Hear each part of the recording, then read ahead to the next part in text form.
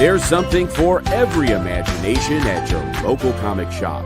Visit ComicShopLocator.com to find a store near you.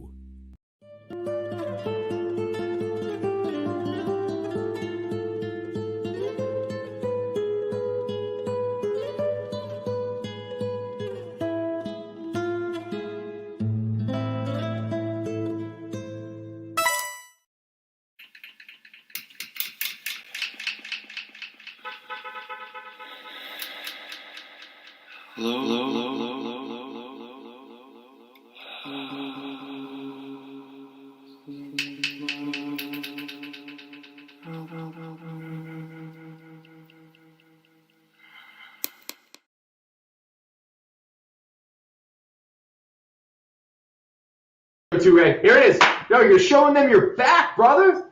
All right.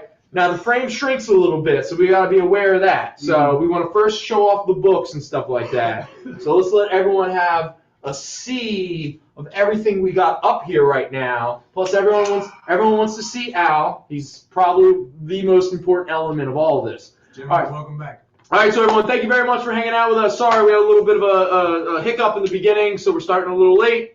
So let me burn through the business as quick as possible. The first thing I want to say is I want to introduce everyone who didn't see our local show. I want to say hello to Toure. Toure is our special guest of the evening. He's hanging out with us. We're talking comics, trying to sell some comics. But more importantly, just like with Zanin and Marshall and well, Banana, you're just part of the crew, man. The fact that you're not here is weird. It feels, you know. So you're not even a special guest star anymore. You truly are the peanut gallery if you're watching.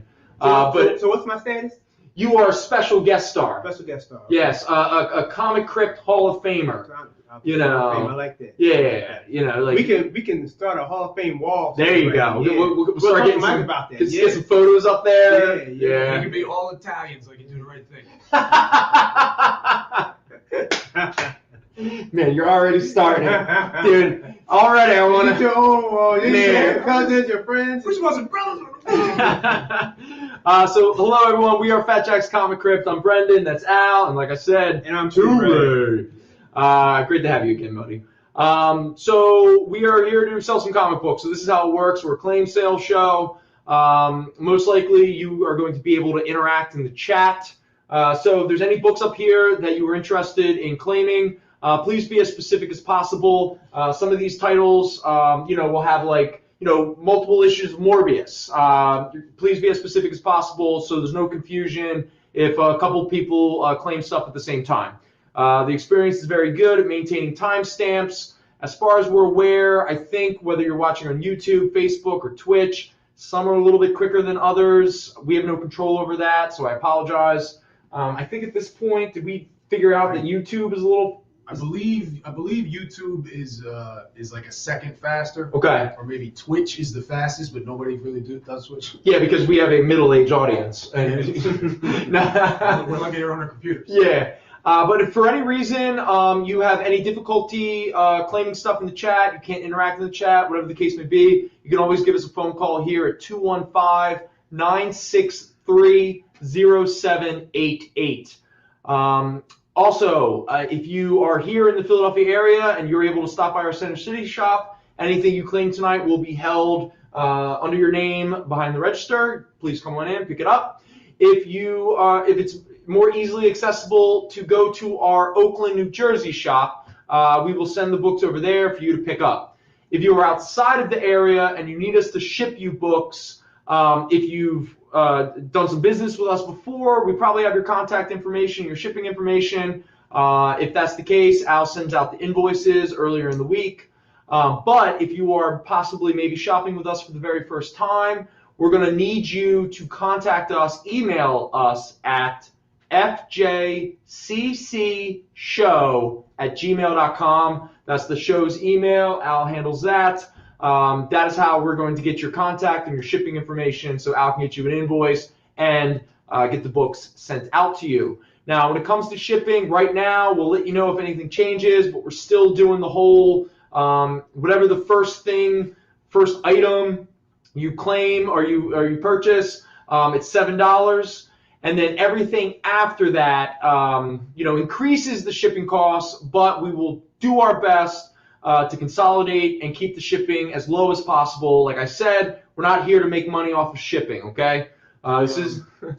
The one caveat for that is if you purchase a CGC book, just because they're a little awkward to ship, so it's going to be a little bit more, and insurance is a little more expensive. But like you said, we're not looking to gouge you, so we'll go through with the emails. We'll be in touch. Right. And when it comes to insurance we don't automatically do. When the shit like through USPS, it is insured up to a certain amount. Okay. Like for certain, we've sold some pretty big ticket books, and some customers want a little extra protection, which is understandable. So, like I said, man, it's all pretty transparent. Well, we lost our first appearance of Guardians of the Galaxy because someone, if you're probably not watching, but you gave us the wrong address, buddy. I'm sorry. Yeah. And so the wrong address. Somebody with no apartment number. Yeah. So that book just lost to the wind. So a couple $100 gone. But anyway, we're not. It just life's complicated. Let's try to make it as simple as possible. We're not looking to screw anybody out. Yeah. I was about to say, your empathy. I mean, woo! Yeah, a couple $100. Okay.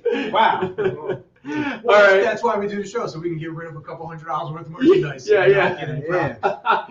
Okay. Also, anyone wants to follow us on social media, we're on Instagram at the FJC Paradox. Usually when we have big, huge books, they'll be promoted on there.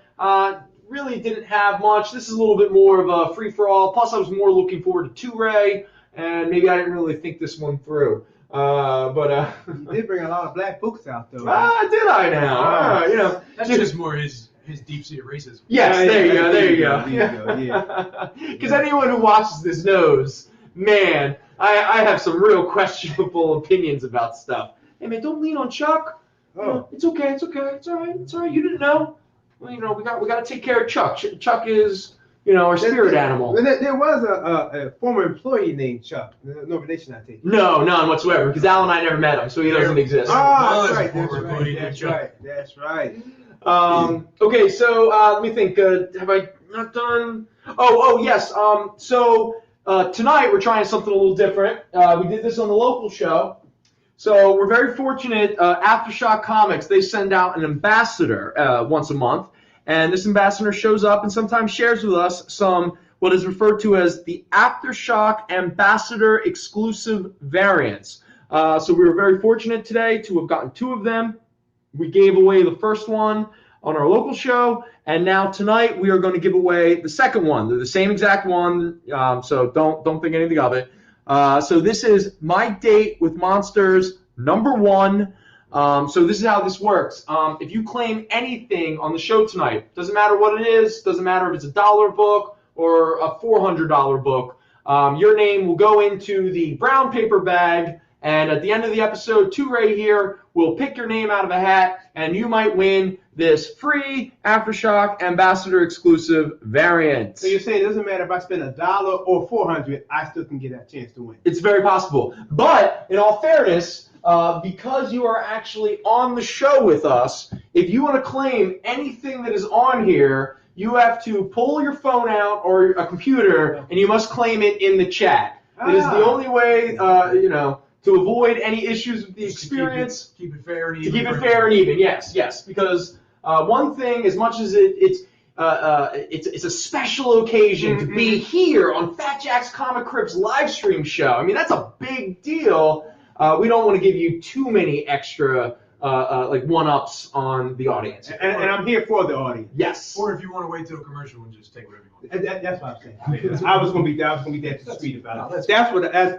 That made more sense. Or you know what you could do? We'll give you a pen and some papers, and you could just write down claim and just hold it up to the video, and technically, and that's fair. That is fair. All right, I think we've done the business. Yeah, we're good. Whatever you guys want. Okay, so what we're going to do until our first commercial break is we're going to let people know what is up here.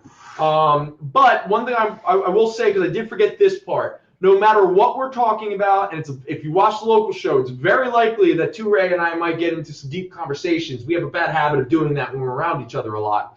It's not the shallow conversations that Al and I have. But no matter what we're talking about, no matter what is happening, if you see something up here that you are interested in, you have some questions about, or you want to claim, let us know in the chat. Al will pay attention to that, and we will prioritize any questions or inquiries about anything that is up here tonight. Now, a lot of this, there's no huge epic keys or anything of that nature. It's a lot of just fun, different stuff that we're going to do. I don't know all the things we're going to get to. Hey, you wanna come in here? Yeah, come a little bit. How did that happen? Okay, there we go. There we go. How did that All People right. probably wonder how I got from one side to the other. Okay. I don't think so. All right. So while yeah, you transport you Star Trek. See, now you're going there. That's what I'm talking about. Is it Star Trek? Yeah. All right, so Ture and I are going to step off stage for a moment, so Al can be the pretty face that everyone looks at. And what I'm going to do is I'm going to give a quick overview of what is up here. Now, like I said, we don't have some crazy epic keys, except we do have 2 CGC slabbed books, Marvel Premiere number 1, the first time that, technically the first appearance of Adam Warlock, but you heard me have this conversation. These CGC books that we have here tonight, we have a couple more we might get to. This is the last time we'll probably bring these books out on the live stream show, because I think at this point Mike might want to try his hand online, because obviously we're not doing a well enough job trying to sell these books. But we do have Marvel Premiere number 1, first appearance of Adam Warlock. Just so we're clear, it is not the first appearance of him. That is the FF issue and all that kind of stuff. We also have a copy of Tomb of Dracula number 28 with a appearance by a very popular character right now, Blade. Now we have a few issues of Morbius from the 90s series, issue 2 through 6. Now Morbius obviously has a movie coming out in a couple months. We have a Morbius, the Living Vampire number 1. I believe that is the second Morbius series with the Gabriele Dell'Otto cover, and it gets into the origin. We have a couple issues early of the Spectacular Spider-Man. We got a couple. Yes, was there? Whenever you get to him, Mr. Double is interested in Spectacular. Whenever you want to. Okay, all right. So let me go real quick, and then we'll get to those. We got a couple Moon Knights, got some Creepy, Book of the Dead, a couple Secret Origins. Al and I were really impressed that some of these photo Scarface comic books have value. We'll get to that. Some Space 1999 with early John Byrne art. We got a few All-Star Comics up there because I feel sometimes DC isn't represented enough. We also have some new Fantastic Four, a very fun run by Dwayne McDuffie and Paul Pelletier, where Sue and Reed go off to fix their marriage, and Black Panther and Storm with the Human Torch and the Thing become the team for a bit, and that was a really fun series. And we also have a bunch of, this is what I'm calling the non-key Hawkeye run. We got a couple variants, and for anyone who's been watching the recent Hawkeye series that just came out, we got a couple issues from the Kate Bishop series and some other stuff. We'll get to that. A couple Daredevil, some Atom, Legend of the Blue Marvel, some new Avengers, some Avengers Hulk, so on and so forth. So we'll get to all of that. So starting out right now, Ture, if you want to go hang out back over here so everyone can see your beautiful face. Let's quickly go through the 3 issues of Spectacular Spider-Man that's up here right now. So this here is Spectacular Spider-Man Annual Number 1. This is a Fine Plus copy at $8. And this is a big Spider-Man versus Dr. Octopus issue. And then we have Spectacular Spider-Man number 4. This is a Fine Plus copy at $12, and this is a big Spider-Man versus the Vulture. All right. And then, speaking of Morbius, this is Spectacular Spider-Man number 6. This is a Fine Minus copy at $8. Now, just to be clear, this is a reprint of the Marvel Team-Up issue, which I think is issue like 3 or 4. It's very early, where Spider-Man and the Human Torch team up to fight Morbius, who at this point is still not considered an anti-hero. Mm-hmm. All right. So those are the 3 Spectacular Spider-Man issues that we have. This is a classic Doc Ock battle. This is one of my favorite Saturday afternoon reading comics. Do you remember who wrote or illustrated that annual? Do you have any? I don't remember exactly. And in these days, they didn't put the writers and artists on the cover. No, they were lucky enough they put the credits inside the book at that point. But this was a really good battle, man. Yeah, because again, nothing super key about it, but it's like an epic across the entire issue. And an idea also, like when I say Saturday morning, that adventure type comic book. Spider-Man is fighting Daga. He's underwater with him. The beautiful artwork. The last picture of the scene, he's floating out from a submarine through the torpedo chute, and the artwork is just beautiful. Him coming up, and I never forget that comic. That was an excellent. Awesome, man. Awesome. Yeah. In fact, how about this? You want to do me a favor? Can you pop that out? I'd be curious who the writer and the artist is. Okay. All right, so we got, while Two-Ray does that, let us quickly, just because we sort of talked about Morbius for a split second. So this is the 90s series that started from the whole Midnight Suns crossover. That's the first issue.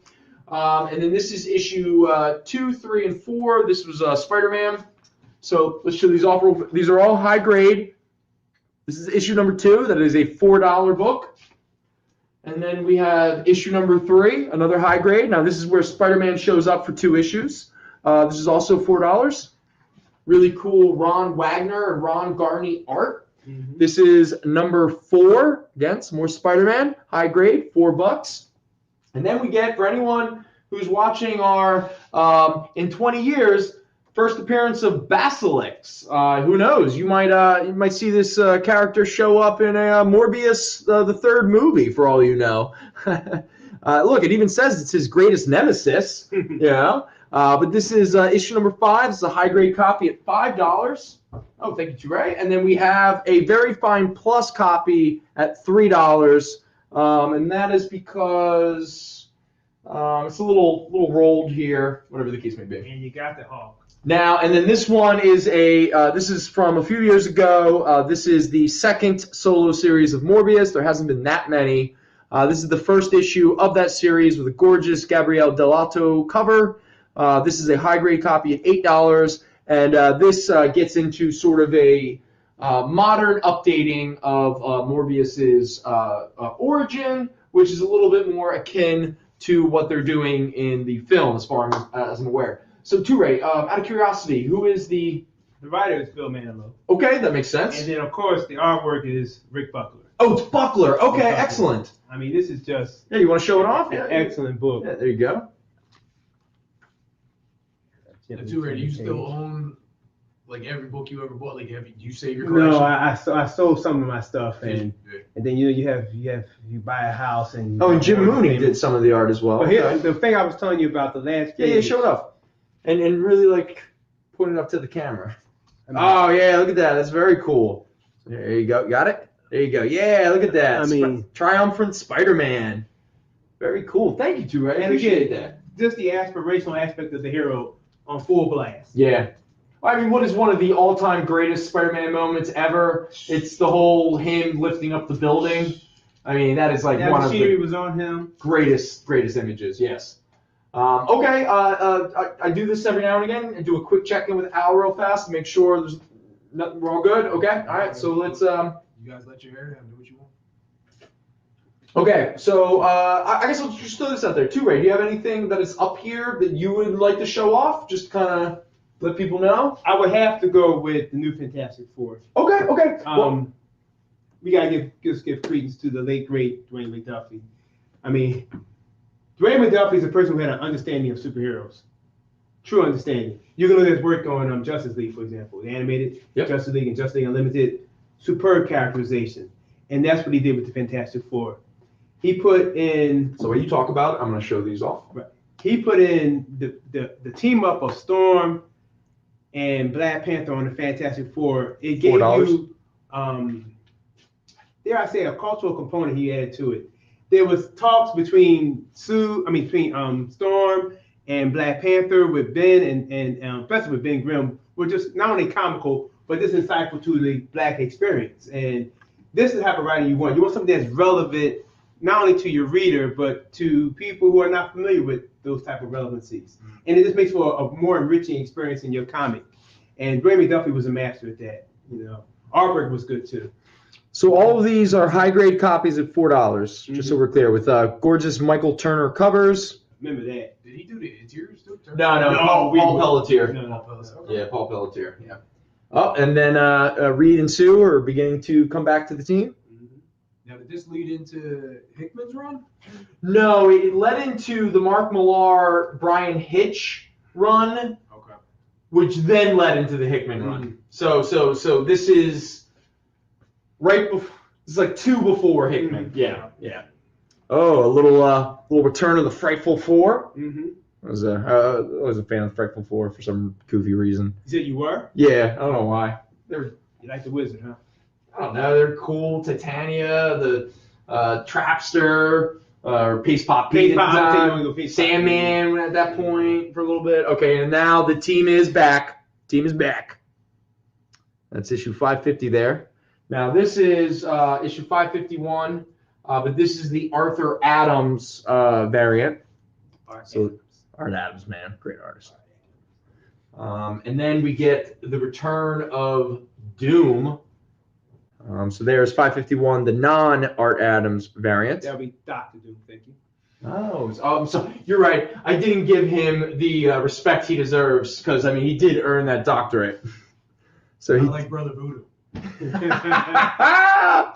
Way to bring it back! Yeah, that was a good one. We'll give you a point for that one. Yeah. We'll give you a point for that one. I think we almost have a complete run, except we are missing 553. So 553 is the only issue in this run. Yeah, because McDuffie took over with 544, and he went all the way up to 553. And then starting in 554 is when the Mark Millar, Brian Hitch run, I think, lasted for about 12 to 13 issues. And then after that, Hickman began, in my opinion, and this is coming from somebody who loves the Lee Kirby, the Jonathan Hickman Fantastic Four run is my favorite Fantastic Four run. It might be one of my all-time favorite superhero runs, bar none. It's just, and again, I'm gonna show my bias. Grant Morrison, Jonathan Hickman, Rick Remender, Jason Aaron. I love these writers. So if you're trying to debate if you could get into this or not, maybe I'm not the one you want to listen to because it hits my buttons. And again, your button might not be my button. Right. But we are trying to sell the Dwayne McDuffie series. Oh, you're right. I'm talking about some books. We talk about some more white writers. Exactly. We're talking about. Wait, Dwayne McDuffie isn't white? No. What? Despite the last name, no. Dwayne is not white. Yeah, McDuffie. Where did that come from? I blame you guys. Trust me, I blame us too. I blame you guys. All right, so there we go. So that is the new Fantastic Four, part of the Initiative event at the time, which was pre-Dark Reign, and that is post-Civil War. So it was Civil War, then the Initiative, then Dark Reign, then Secret Invasion. It was that period where Marvel had an event every year. Okay, so we've done those. So you got some Hawkeyes up there. Yes, so let's do the Hawkeyes. Real quick, Mr. Lime's the first one to ask. We got some new shirts in. Oh, yes. We got plenty more available. I just put some up just to display them. We got them in the shop. Mr. Lime, let me know your size, what you want. We'll figure it out. That's a real nice Black Panther one you got back there. It is. We do. We have Black Panther. They're all large and extra large, but That is a play off of a Jungle Action cover? Jungle Action cover. Jungle Action number 23, I believe. 23? No, okay. You're That was the reprinted issue of Story with him and Daredevil, I think. I was going to say, what happens in that? Because issue? Mike has it. Yeah, Like, he got it that's recently I was tagging it up. So, yeah, no. And when they created that weird parody comic book, Jingoistic Action, it's Barack Panther, and it's that exact cover, except that's not to be taken, seriously. We don't even bring those type of things into discussion. Enough said. Black Panther's a serious We name. bring them out for sale. What are you talking about? Yeah, what are you talking about? I have a copy right back there for like $5, and I have to make sure maybe someone would want to buy it. Well, that much we can go with, but Yeah, that should be on another show per se. I was gonna say you can't piss in the face of us trying to sell some comics, All right, so let's talk about some of these Hawkeyes that we have up here. Ray, you're the only one out of the three of us who's actually watched the series so far. But you told me you enjoyed it. Series is good. I have enjoyed it.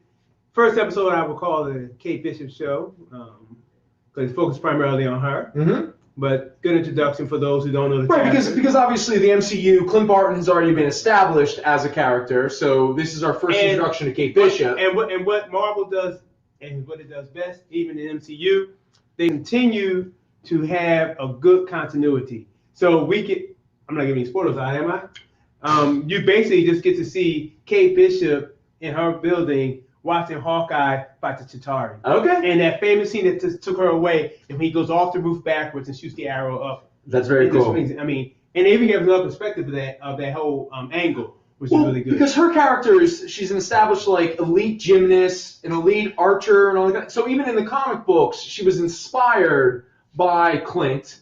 And then after they supposedly died or what have you, and the Young Avengers were born, that's why she became. Because in the show, she's still established as very rich. Right, in the show she's very rich. Okay. And her mother says, you think you're invisible. And because you're young and you've been rich all your life, you think that's the case, but you're not. You know the only reason why I know that her mother is in the series? Mm-hmm. Because during the entire year of this show here, I attempted to sell the first appearance of her mother so many times. But they inevitably, we did sell every copy of, I think it's of this series. I think it's Hawkeye number 8. I think number 8 was the big first appearance of her mother. Okay. It's played by Farrah Fawcett. Yeah, I believe that's the actress. Ooh, smoking hot. Mm-hmm. All right. Well, speaking of Hawkeye, let's get into it here. Now, again, these are all non-key, so don't get too excited. But one thing that is funny because it does fit with this is Hawkeye Free Fall. Now, this is a $15 variant. This is a 1 in 25 variant, okay? This is Hawkeye Free Fall number 1. That guy right there, Al, guess what? First appearance of the 5th Ronin. And now, does anyone remember who the 5th Ronin is? I know who the 2nd Ronin is. Who is the 2nd Ronin? The 2nd Ronin was Clint Barton. Now, why do you know that? Well, I read comic books for a living, and I often do a lot of comic book research. Okay. One might say I'm a comic book aficionado. You sure you weren't maybe on a show where you learn new things every day? Nothing comes to mind. Do you know who the first Ronin was? Yeah, we all know who the first Ronin was. Who's the first Ronin? It was this woman named Echo. Echo. Yeah. Well, for anyone who's curious, also coming from my extensive background in comic books, the 5th Ronin is Bullseye. So there we go. So this is technically the first appearance of the 5th Ronin, and at $15 as a variant is a little cost prohibitive. We do have the original cover of Hawkeye Freefall, high grade copy at $5. First appearance of Ronin 5. I love it. Comic books, man. Wait. But we do have another 50-50 variant, also high grade at $5. So actually we have 3 versions of the first appearance of Ronin 5. 3 versions of the first appearance of the 5th Ronin. Yes. The first appearance. That's correct. Oh, yeah. And the 5th Ronin is a character who first appeared in the 70s. Bullseye. But hey, man, the speculation market is an interesting market. This is the shit we got to deal with. Yeah. I mean, this kind of stuff. I'll never forget how now first cover appearances carry value. Second appearances, third appearances, first team-ups. It's amazing. But again, so you're basically talking about a hero's life as a cover. Person. Yeah. Okay. As a cover person. Yeah. I said it politically correct. It can be very difficult. Yeah. And it's not for me, not on a cover, to make any judgments about a cover person's experience in life. Mm-hmm. So you're talking about people of color, then, basically. Yes, like how you expressed it. Exactly. Yeah. People of color. Yeah. Man, this is gonna go. You're treading the line, both of you. I don't know. Wait. We haven't already set a precedent? Let's see what happens. Speaking of variants, this is Hawkeye Freefall number 2. This is a Kyle Holtz variant. This is Clint versus the Hood. supposedly the Hood might actually appear as a villain in the Hawkeye series. Hasn't been confirmed yet or what have you, but that's still the big rumor. And it's also why his first appearance, Hood number 1, is pretty valuable. But like I said, this is a high-grade copy. This is a 1 in 25 variant at $15. And then we have Hawkeye. Now, this is from the Kate Bishop Hawkeye series. This is Hawkeye number 3, 1 in 25, high-grade variant, $15. She's a live-action show now, too. Yes. Kate Bishop, she is. Yeah. Isn't the show that we've just been talking about? And in case you want a Hawkeye variant that doesn't have Hawkeye on it, here is Hawkeye number 14, a 1 in 25 variant of $15 by Walt Simonson with Thor and Beta Ray Bill fighting. Beta Ray Bill. Beta Ray Bill. Yep. And you gotta ask yourself, what would Beta Ray Bill and Thor be doing on a Hawkeye cover? Could you explain why they would do that kind of thing? And I'll explain it to you. Yes. Because Marvel decides that some months are variant themed. And so every variant is Wolverine. Every variant is Gwen Stacy as a version of a different character. Okay. Every variant is Thor related. Every variant is Lego related. Every variant has a rainbow on the cover. Right. A rainbow. So, okay. yeah, well, because Reading Rainbow is a very popular show for Gen Xers, and so, you know, Didn't a Star Trek alum? What's Star Trek? It's a show that. You mean Star Wars? Yeah, Star Wars, right? That's Star Wars. Isn't that movie about Babylon 5? some father killing, or some kid killing his father, stabbing him through the stage? Real quick, you haven't watched the show before, but yes, it is absolutely about fathers killing sons. Mm-hmm. Yes. Like this show is about. This show is all about trying to kill fathers. Well, no. I mean, and the father killing the children. I mean, it's not a good show, man. Why? What does Star Trek do? Who does Star Trek kill? No kill. Star Trek doesn't kill people? No. Stop. No? No. Captain Picard killed all those people. No, Yeah. He killed his own people. He didn't kill anyone. Didn't he create genocide? No, he did not. He No? stopped genocide. Did he? You sure? Best of both worlds. Okay, all Look right. Okay. Did someone kill Spock? Or Spock kill himself? Oh, Spock committed suicide. No, not that suicide. That is sacrilege. Not suicide, martyrdom. It's different. Hey, there's not that big of a difference, No. except who writes the story. No. No? You sure? The needs of the many. By the way, real quick, guaranteed, no matter how many times I've seen Wrath of Khan, the moment that I cry every time. Every damn time. Gets me. You ain't crying one damn Star Wars movie. Not one. That's not true at all. That's not one. That's not true. Not one. No, you're a fool. Not Is this one. going to be one of those fights? Yeah. All right, okay. Bring your lightsaber. Okay. Bring your phaser.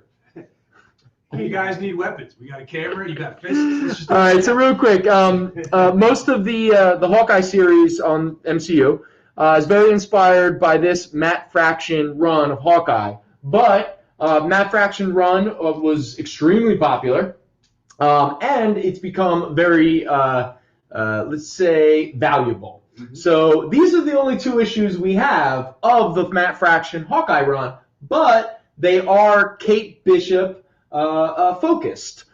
This is when Kate Bishop went off to be in one of the greatest movies of all time, The Long Good Goodbye. The Robert Altman, Elliot Gould, kind of sort of acid noir. Did you ever see that movie? No. You never saw Long Good Goodbye? No. Yeah, we've talked. Yeah. Really? It's a Raymond Chandler book. Yeah, Raymond Chandler, and it's like very subversive in regards to film noir because it's like it's sun-bleached L.A. It has Bo Derek comes out of the ocean with the beads in her hair. Yeah. Nah, Chris Farley shows up with like a little jacket. He's a ninja. Yeah. I have no idea. I mean, I know Chris Farley did a movie about him being a ninja, and I remember this woman, white woman, right, but wearing these braids or trying to wear hair. In terms of race, I can't say. I don't see people. So you see you're colorblind. I feel like race is a social construct that I would like to adapt to. Real quick, we're not selling books, but I'm having a great time, fellas. A great time. So here we go. This is from the Matt Fraction, David Aja run. Hawkeye number 14 and number 20. They're both high grades at $5. We're going to take a quick break, everybody. Oh, it's break time already? All right, break time. Already, we're like 20 minutes after. Oh, wow.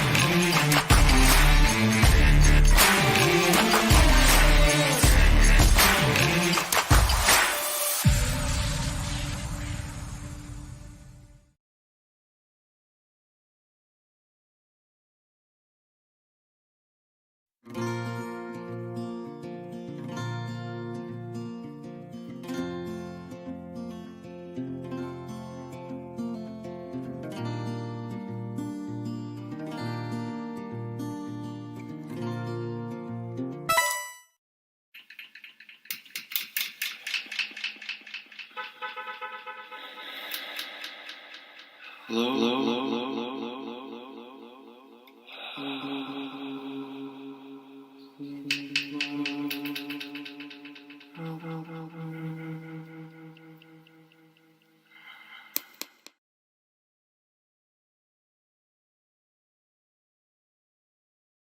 mean, MMA, you learn some basic techniques, and you just get in there, choke some people out, elbow, get your aggression out real good. Uh-oh.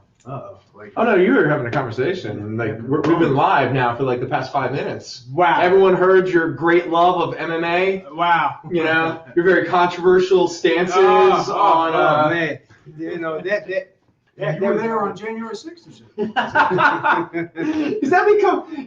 Is that the drinking game? Every time we bring up, we don't want anyone to ever forget. I like to bring it up. I don't like to get political. I like to remind everybody of the coup. Oh yeah, I don't like to get political either. I just like to talk about politics. Hawkeye. All right, here we go. Generations, the Hawkeyes. This is the Archers one shot. This is Clint and Kate hanging out. High grade copy, $6. All right, let's see if I can burn through these, and because we're always very afraid that Mike's about to give us the phone call, and he's like, "Pull it together, jackasses, and sell some effing comic books." So let's show off some of our beautiful. You are going 5 and a half, 6. Oh yeah. Well, this is. Oh my God. Well, this is how I maintain that I've just wasted about 15 minutes practically talking to myself. At least you're here. And then I go, I got to try to like sell a book, and so I put like 6 or 7 in hands, and I go, hey, everybody. Shuffle the deck a little bit. See how you Yeah. You know. All right, so real quick. Okay, so this is the official Kate Bishop Hawkeye series. Now these are all covers by Julian Totino Tedesco, I believe is how you pronounce the name. Well done. If I pronounced it wrong, I apologize. But I'm pretty sure these are all high grades at $5, okay? So this is issue number 2. Issue number 3. Ooh, and then we got a fun one. There's issue number 6. Yeah. Ooh, Kate's not looking like she's having much fun. Nope. Issue number 8. So I was wrong. I guess it was issue number 7 was the issue with the first appearance of the mother. There's issue number 9 where Kate lost her face. Wouldn't it be cool if you like take your face off? No, it wouldn't be cool. No. Oh, there's Kate fighting her arch nemesis, Madame Mask, who also is Madame Mask. Madame Mask? The Madame Mask? The Madame Mask, yeah. You mean Tony Stark's old girlfriend? Yeah, you got it. Whitney Frost is fighting. Hates Kate. Kate hates her. They fight all the time. Yeah. See, that's nothing I'm trying to get on. Why did she get her own villain? I don't know. Man. Go ahead. I mean, Tony got his. Why is she getting her own villain? Why is she getting her own villain? Why she got to take one of Tony's villains? Because like she's an established villain, and they wanted to. Whitney Frost was on the up, and she got involved with Tony, who's Mr. Marvel, and now she says to start over again with Hawkeye's protege. Well, maybe Tony is not the most respectful to the women that he. Women love Tony. No. Women are attracted to Tony, who then get involved with him and realize he's a broken human being who needs to be left alone. Are we talking about Tony Stark? Oh, I'm talking about Tony Stark.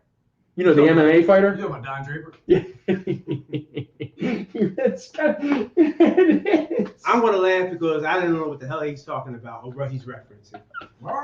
Because it's got nothing to do with comics. This is issue number 11.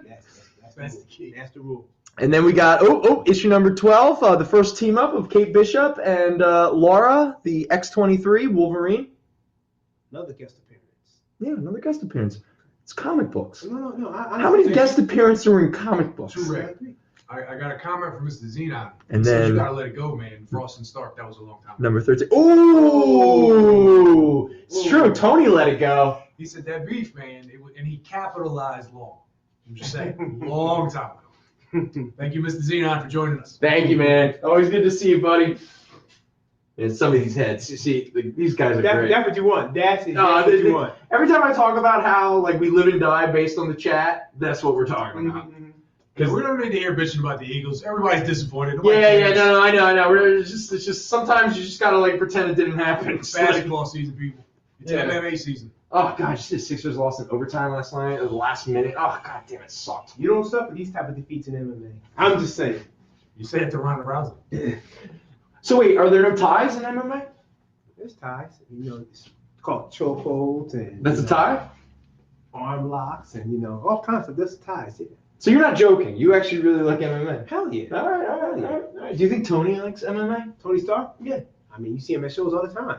That is true. I do see. Yeah. You know who else? You who else likes mean MMA? Rich White man? You know who else likes? Who else likes?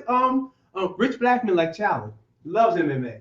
Who? Chala. Chala, You might okay. never heard of him. I rooted it. Exactly. I wouldn't expect that to be the case. Who is that? Oh, okay. Let me talk about it. Because this is a Daredevil Deadpool annual. You know like Conan. Very fine. Conan's this white guy $5. with a big sword. Okay. Well, there's other people who have big swords too. Oh, wait. Whoa.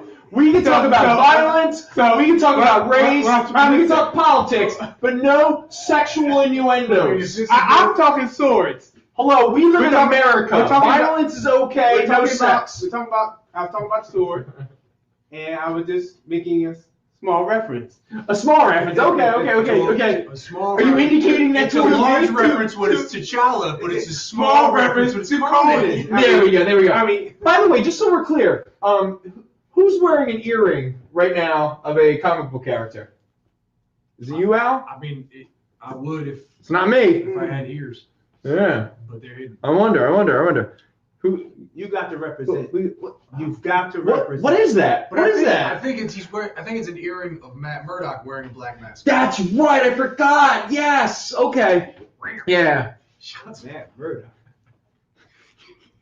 Yeah, Matt Murdock. He, You know the blind guy, right? Yeah, the blind I guy. mean, Blind guy. Yeah. Have you ever heard of Daredevil? You ever? If you Oh, were- the HBO guy. Yeah. Right. Yeah. No. Netflix. Yeah, there you go. The HBO Irish dude. HBO he's Irish? Yeah, he's Catholic, Irish Catholic. No. Yeah, he's got a lot of guilt. They don't have no Irish Yeah, Catholic yeah. heroes. Have you ever heard of this character Bullseye? The guy who never misses. Because I have the third appearance of Bullseye right here in Wow. front of us. After you're done with that, I This got is some, this is Daredevil 141, a fine plus copy at $140. Woo! It's like your friend on Instagram. Yeah, it's like. Is that a Freudian slip? Where did the 140 come from? I don't even know what I was talking about. It's either 40 or 140, whatever you got. It's $23. Oh wow! You really reduced the price. I'm trying to make up for lost hours. Yeah, I know, man. Wow. I'm trying to expedite this whole process here. What's up? Mr. Melendez is interested in, you got some Avengers books out here, Yes. and then Mr. McHale is interested in, there's an amazing fantasy. Yes. Okay. Real quick, it is a reprint. All right. So I will get to it, but I just want to acknowledge it's a reprint. So let me just quickly do these Daredevils because they're a holdover from the local. They're also a celebration of. Are you into Gene Colan as an artist? Is that okay? I'm just curious because we've talked very openly about our love. You know, Gene Colan did an extensive run on Black Panther. Did he? Was it during the Don McGregor run, or was it? Tom McGregor. He did. Who was writing it at the Tom time? McGregor was writing it. He did the Marvel, the anthology book. He did Panther's Quest, which was a really good run. Oh, the Panther's Quest. That's Gene Colan. With the slave trade, Yeah. like in Africa, right? It was No. No, is that different? Because wasn't- that was about the apartheid. Yeah, that was the Marvel Comics. Was that the Prestige format 4-issue miniseries? No. That was That was the late that was 80s. Peter B. Gillis. Okay. The Gene Colan ones came out in the 70s? Marvel Comics Presents. Oh, okay. All right. Oh, yes. Oh, thank you. All right. Yes. Now I know what you're talking about. Mhm. All right. Because there was a long period of time where Black Panther just could not get his own series. No, it was a long period of time where certain demographics did not want to publish such a strong and noble hero. Thank you. Speaking of a strong, noble hero, Daredevil, illustrated by Gene Colan. This is him fighting Molten Man. A high grade copy at $5. Daredevil 365. Ooh. And then we got Daredevil 366.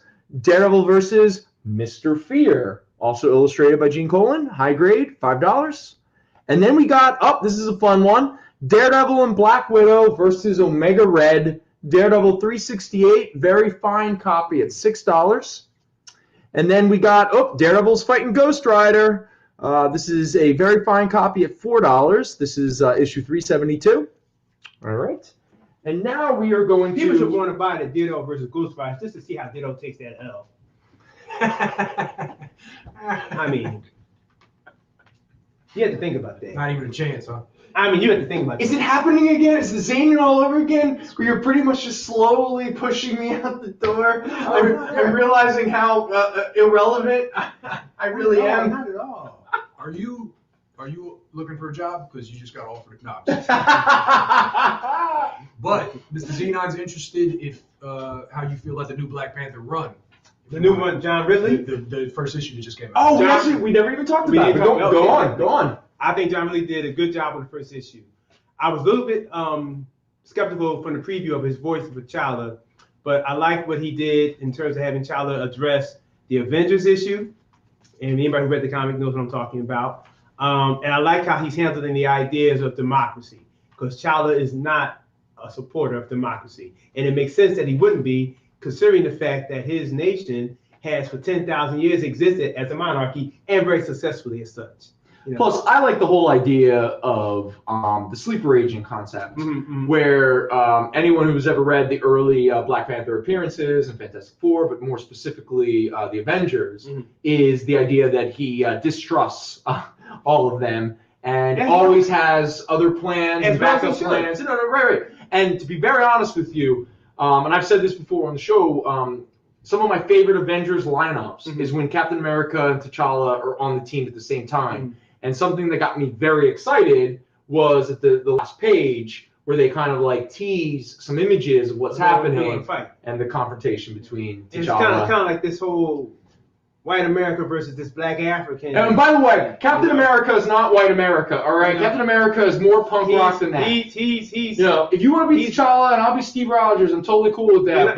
You're not blonde, you're not Aryan enough, man. I'm very German and Irish, man. I'm Anglo-Saxon as you get, you know. Okay. Yeah, in fact, it's just how I think makes me I'm not welcomed by my people. Okay. Who's to say what John Ridley's Captain America, who he's gonna be? It's true. That damn fly, man. Anyone who can kill that fly. Anyone. Oh, Itchy and Scratchy price, real quick. That's a high grade copy at $15. That is the original Itchy and Scratchy one shot. All of these, dude. It's impressive how valuable the Simpsons and Futurama comic books are starting to get. Yeah. So that is a high-grade copy at $15, and we also have the original Itchy and Scratchy Simpsons figures for $25. You remember when they were non-violent and politically correct? When Marge wrote them. I love you. Yeah. And then all the kids had some lemonade, went outside and played. Did things. Lived a life. Meaning TV rots our brains. Yeah. All right, real quick, talking about some of the Avengers that we had up there. Now this is, I wish I had the entire series, but it starts with 274. This is one of my all-time favorite Avengers stories. So 274, 275, 276, 277, okay? This is where the second version of the Masters of Evil, created by Baron Zemo 2, where they pretty much not only invade, but they take over Avengers Mansion. They almost kill Hercules. They almost kill Jarvis. They destroy Captain America, all of his World War II memorabilia and stuff that he has like a very strong emotional connection to. These are not just evil people. These are masters of evil. Yeah. Like certain political parties. Yeah. They're not just evil. They are masters at it. Or they're bumbling fools. I can't tell which. But this is honestly one of the greatest. It's sometimes referred to as, is it Under Siege? I think it's Under Siege, not to be confused with a Steven Seagal movie. Die Hard on a boat, and then the sequel, Die Hard on a train. But this is, it's brilliant. I think this is the Roger Stern era. But this is issue 275. This is the one where Absorbing Man and Titania show up to finish Hercules. They're a couple, right? Yes. Yep. And another couple, Ant-Man, Hank Pym, and Janet Pym. I mean, Wanda But she was Janet Van Dyne at this point because obviously she got divorced after the whole when your husband has a mental breakdown and becomes a different character who is not only dresses up as a Yellow Jacket but also becomes physically abusive. Yeah, that's time to get a divorce. Anyway, but it's okay. This is more of a better time for them. This is a very fine minus copy at $4. Oh, check it out. Thor returns to help out.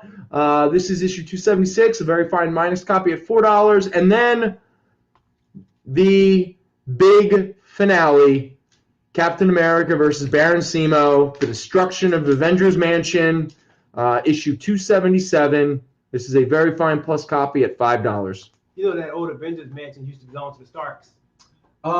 Wait. So they were so nice enough to like lend their many homes to the team?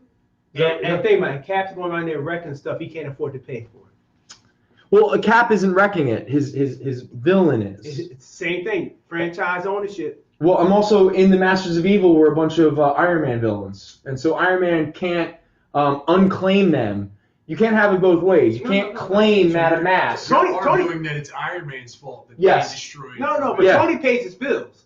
Man, he pays everybody. Does he? Yeah, Does he pays everybody's bills. And man, we got it on film. All right. Okay. You know, Well, he's the leader. I just pay for everything. all right. Now we have a reprint of Amazing Adult Fantasy number 13, 2 issues before. Adult fantasy? Adult Fantasy, yes. A lot of people forget that the Whoa. original title of Amazing. Whoa, I had to step off. Go right ahead, sir. Oh, I'm sorry. That's when the swords come out. The adults are now in the room. The children have stepped out. I mean, they're going to go into adult. I mean, I thought we were talking about comic books, man. So this is At the Stroke of Midnight. Do you want to do some more sexual entendres? You know. There's a word stroke. So this is a reprint, which is why at a high grade copy it's only $8. All right, there we go. And since we're already in the area, let's just show off. This is the Evil Ernie Revenge number 1 glow in the dark cover. This is a high grade copy at $10. The Evil Ernie? Yeah. All right. So I wasn't good. Nah, I don't know, but if it doesn't sell, he's gonna. Oh yeah. There's a gentleman. There's a customer gentleman, right there. definitely. I mean, you can leave it up there, but remind me before we go. Yeah. No problem. Yeah. Cool beans. Gotta look out for our regular customers. Mhm. Yes. Yeah, we got it. Yes. Remember All right. regulars. Speaking of which, two Ray, why don't you grab those 4-star spectaculars that you have? We don't do a lot, or you know what? I'll just grab them. 4 stars. The ones that you were literally touching. Okay.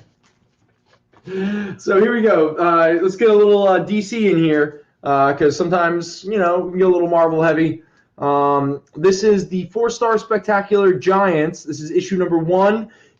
You get a bunch of reprints and you get a bunch of new stories, but they take place primarily in Golden Age and Silver Age continuity. Like this here is sort of a reprint of a Golden Age Flash story, but it's all new art.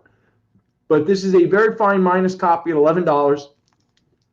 And then we have 4-star spectacular giant size number 3. This is a very good minus copy at $3.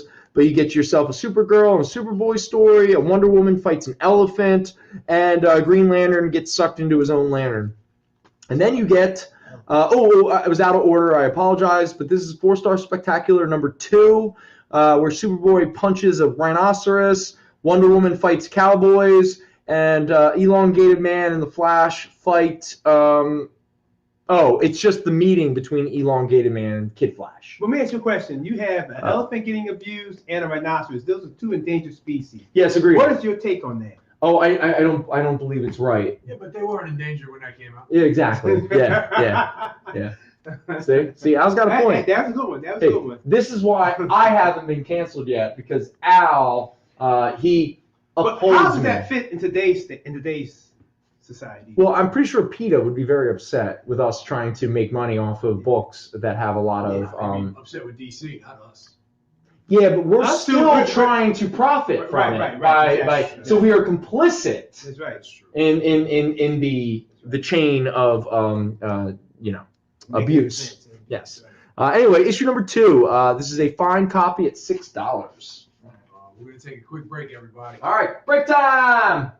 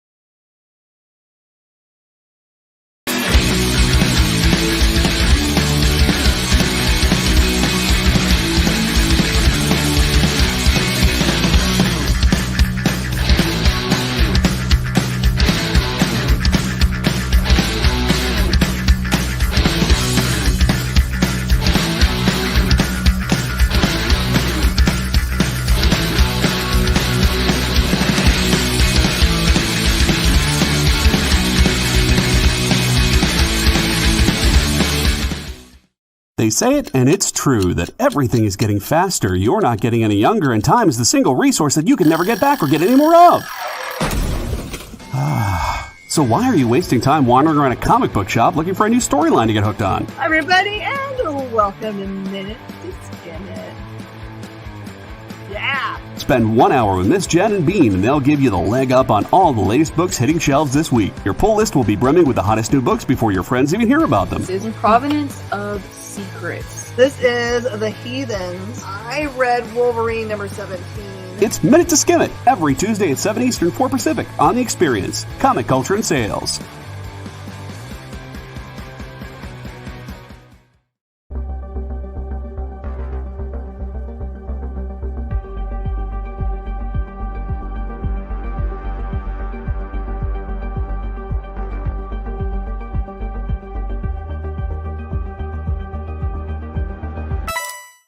Hey, I'm Garrett Gunn. You might know me from Good Boy, Warcorns, Franklin and Ghost, and you're watching The Experience.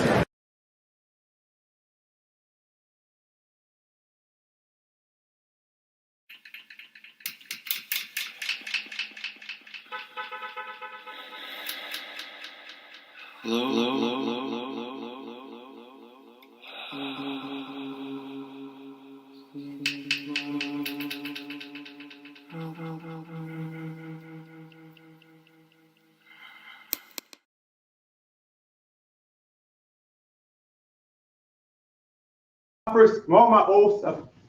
Yeah, we're back. Whoa! That's that. Whoa! That was real Joker like. That's that second Red Bull. Well, wait a minute. I was the Joker. You were the Riddler.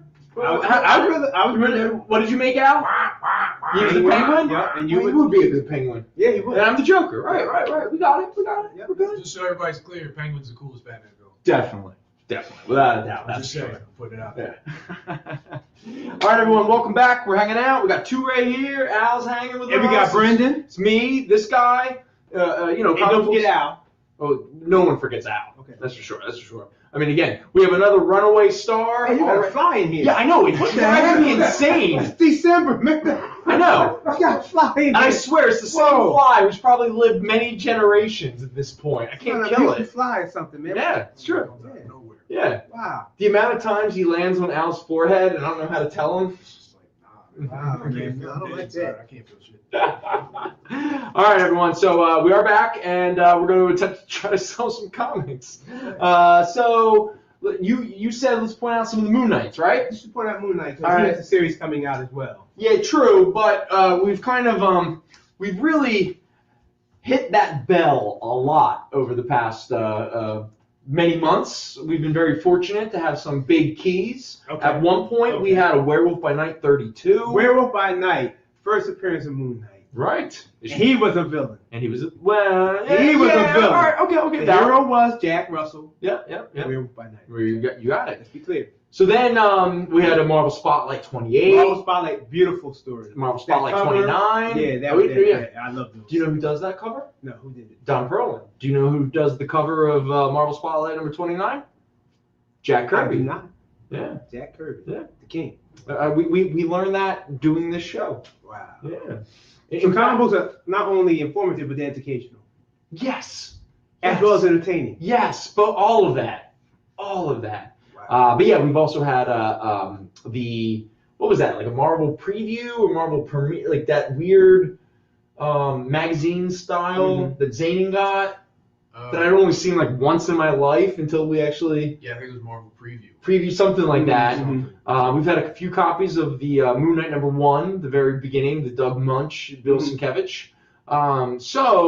And we've also, in terms of like single issues, except for like these 3 issues right here, we've been almost cleaned out of every Moon Knight comic. Is this the Moon Knight series when he had the armor on, or he got the adamantium?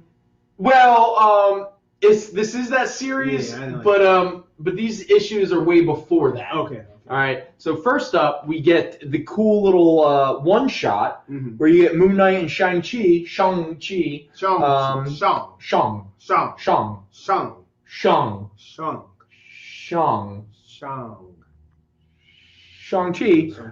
teaming up with. I was wondering how long we could keep that going. Everybody was wondering that. I thought about it for a moment. I was like, if we keep it going long enough, it'll get annoying, but then you kind of come around and suddenly it becomes funny again because it becomes just so absurd. That's the Saturday Night Live model. Yes, that is right. Just say it enough times. Keep going. At some point, people will uncomfortably laugh. Yeah. Anyway, this is pretty cool side-by-side with Shang-Chi, the Master of Kung Fu, Mark Spector, Moon Knight. Number 1, high-grade copy, $6. And there you go, it did it. And then we get, these are 2 issues. Now, these are a 2-part storyline where Moon Knight teams up with the Punisher and Spider-Man. So this is issue 20. This is a very fine plus copy at $4. And then we have issue number 21. This is a high-grade copy at $5. So there you go. And you're telling that is a Dennis Cohen. I knew it. You're telling them. Jackson Geist cover. There you go, Jackson Geist. And then Dennis Cohen. And you're showing them a cover that has 3 heroes on it. Yeah, 3 heroes. A triptych. For the price of 1. Oh. Because only name one is Moon Knight, really. Yeah. And in fact, smaller print, Spider-Man and Punisher. Right. So that's a bargain. But to be fair, I would argue that too. To be fair, at that time, the Punisher pretty much showed up in everybody. In everybody's book. In fact, I'm more shocked that Ghost Rider didn't show up with the and Wolverine. Yeah, at that point, you pulled it out. Get them all in there. You know what I mean? And all those other villains that just got a lucky break. Let's be honest. Like there was a period throughout the '90s where you could almost guarantee every time you walked into a comic book store, at least one Marvel book would have, if not. And again, we're not talking these characters. It's not their title. It would be like a Darkhawk book, and yet you would either have Spider-Man, the Punisher, Wolverine, Ghost Rider, like one of those 4 characters. And sometimes especially if you were a Spider-Man book, you would get all of them. Plus, they'd maybe throw in Moon Knight. Maybe they throw in a Deathlock. They wanted to give these guys Wolverine, Punisher, Ghost Rider. Who's the 4th one? Ghost Rider, Wolverine, Punisher, and Spider-Man. It was those 4. They became a new Fantastic Four almost. Well, let's be honest. I mean, those 4 characters really weren't getting a lot of attention at that time. You know, they were the real, the characters real underdogs. So they weren't very popular either. No, they were not very popular. Especially that guy with the claws. I mean, he had to literally claw his way to the top. True. And that's why I always give Marvel a lot of credit that they really put the spotlight on those 4 characters and really allowed them to bloom and blossom over time. Because, man, they had a lot stacked against them, that's for sure. Right, issues are those 2 Moon Knights? Issue 20 and 21. All right, so Ghost Rider shows up in number 25. I think you missed the Delbo. Right on. Aficionado. He isn't. He is to Moon Knight what you are to Black Panther. That's his name. You're allowed to say I it. couldn't remember. Yeah. You know. We're going to have to help you increase your mental acuity. He is to Moon Knight what you are to Wonder Woman. Okay, now we're going to do a fun little, very weird row here. So let's do it. So right up we have from 1993, the 1993 Fear Book of Creepy. Now, what's cool about this is, all right, so real quick, this is a fine plus copy at $13. This book can sometimes get up to around $30 in high grade. But here's what's cool about it. Kurt Busiek and Art Adams, we talked about Art Adams earlier, they do a really cool Vampirella story in this. And that's really what carries a lot of the value. Also, the Dan Brereton painted cover became quite iconic throughout the 90s. So there we go. Creepy. This is a one-shot, all new, 47 pages, now in color. The 1993 Fear Book. It's wild. With the glare, it looks like she's pregnant. Like it's just a weird angle. So was that like when I was taking a photo for Instagram and Toure was like, I look too bulky, take another photo? Yeah. I had to take 15 different shots before Toure's like, that one. He's like, I look pretty in that one. Hey man, you gotta look right if you're going to. Sure. By the way, my life is a cover guy. You know what I mean? It's true. And I'll also say this: you smell wonderful. Thank you. Next up, we have Book of the Dead #1. Now, this is sort of a reprint of a bunch of black and white Marvel stuff. So you get the first appearance. No, okay, when I say first appearance, I mean reprints, first appearances. You're right. First appearance of the Marvel version of Frankenstein. First appearance of Man-Thing. And I think another character, but I don't remember. You know who Man-Thing's real name is? High grade copy, $6. I do not. Ted Salis. Yes, I did forget that. All right, cool. And you know what's funny? As much as that is a ripoff of Swamp Thing, it gets really weird. Mm-hmm. Like the whole nexus of the Guardian nexus of reality. Considering I met him before I met Swamp Thing, he was the original. Oh, did you guys kiss? No. Did you hold hands? Muck. That's disgusting. It's really So, and you grab it, it just goes right from your fingers. You sure? Oh, absolutely. Did he have a big heart though? I wouldn't know. Oh, okay. You can hit a meeting. You didn't burn at fear at his touch. Wakanda's no fear. Whoa. No And fear. it all comes full circle. And matter of fact, that was written in the comic books, as a matter of fact. When they confronted the Man-Thing. That was good. It doesn't top Am I a Muppet or Am I a Man? But it was still great. All right. Okay, this was a funny moment where I saw the cover of this, and it was going for like $600 to $1,000. And I went, oh my God, I swear to God, we have a copy of it. What I didn't realize is this is a reprint of the original 1961 Secret Origins Annual, where you get a reprint of the first appearance of the Challengers Unknown, Wonder Woman, Flash, Hal Jordan Green Lantern, Green Arrow, Adam Strange, Martian Manhunter, and the very first time that Batman and Robin met Superman. So this is obviously a reprint. But for anyone, if you have the original 1961 version of the Secret Origins Annual, that is a very valuable book. But this one is a high-grade copy at only $10. We do sell books on consignment if anybody's interested, and they do have it. And then around the same time that reprint was happening, they brought Secret Origins back. This is Secret Origins number 6, a very fine copy at $19. This is the first Superboy in the Legion of Superheroes and the very first Black Hawk. And again, when I say very first, it's all reprints, but still, even these Secret Origin books carry some value. So there we go. And speaking of some firsts, here we have one of the first works of Alex Ross for Marvel. But just so we're clear, it was never printed. So back in the late 90s, Wizard reprinted what is referred to as Open Space number 0. Now, this is technically, so this is right after he did the Terminator Burning Earth series, but way before Marvels, way before Kingdom Come, all that kind of stuff. He was working on a series for Marvel called Open Space that obviously went nowhere. But this issue, published by Wizard Comics as a 0 issue in, I think, 1997, 98, right around the time that Kingdom Come was blowing up and Earth X was just around the corner. Wizard published this little reproduction of all of the artwork that he had done that never got published. So this is a high-grade copy at $5. Real quick to Mr. McHale, which Secret Origins were you looking for? And if you want them all, just let us know. It's no problem. So this was the reprint of the annual, and this was when they brought Secret Origins back, I think in the Bronze Age, like 70s or so. This is where this comes from. Take them both just in case, and then we can always throw them up. Let us know which one you want, man. All right, real fast, because it's funny, because it blew our minds, to say the least. Do you know that, how many years ago were these published, do you think? It would have been... A decade? We've been here way too long. It was definitely, we were both working here. We've been, right. So it was probably the first go-round. It was in the last 30 years. Yeah. Because we were both here. Oh! Before we do that... Yeah. Oh!